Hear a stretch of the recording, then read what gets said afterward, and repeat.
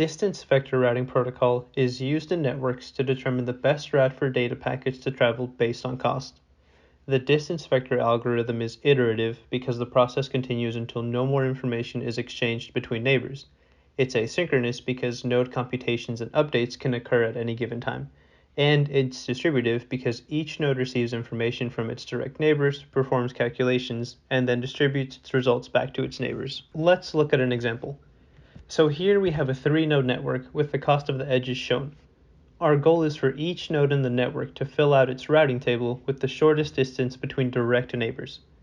Initially, each node in the network has a routing table that only contains its own distance vector. The other empty rows are distance vectors of the node's direct neighbors. From the vectors, we can see that the node initially only knows the distance of its direct path between neighbors. Each node will start by exchanging its distance vector with its neighbors. And then, using the Bellman-Ford equation, each node will update its routing table using this new information. So, for example, y will exchange its distance vector with x and z. When x receives the distance vector of y, it will then use a Bellman-Ford equation as such.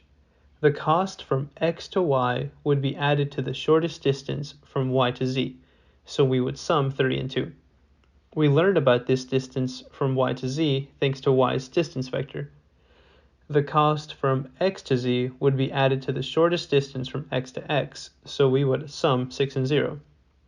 From these two sums, we take the minimum value, making 5 the new shortest distance from x to z. So now we can update the distance vector of x and also fill in the unknowns about y's distance vector in x's routing table. On the flip side, z also updates its routing table using the distance vector it received from y.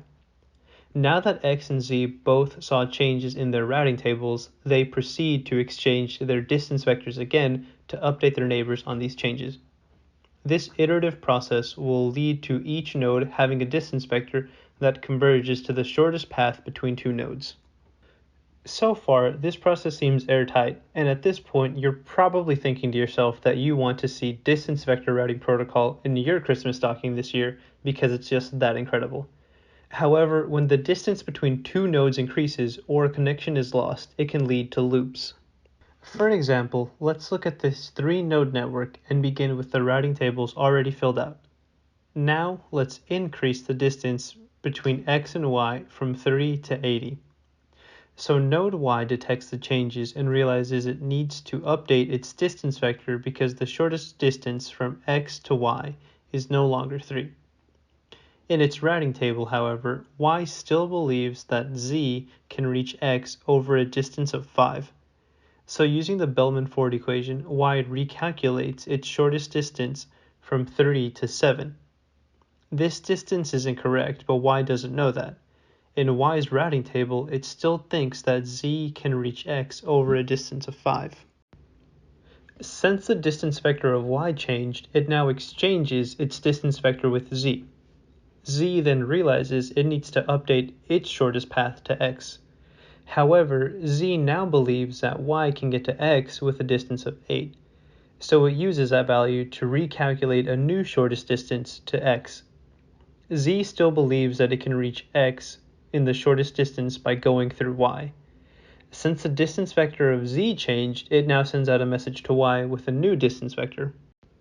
Now, y again believes it needs to recalculate its shortest path to x, and using the distance vector it received from z, believes that the shortest path to x is 12.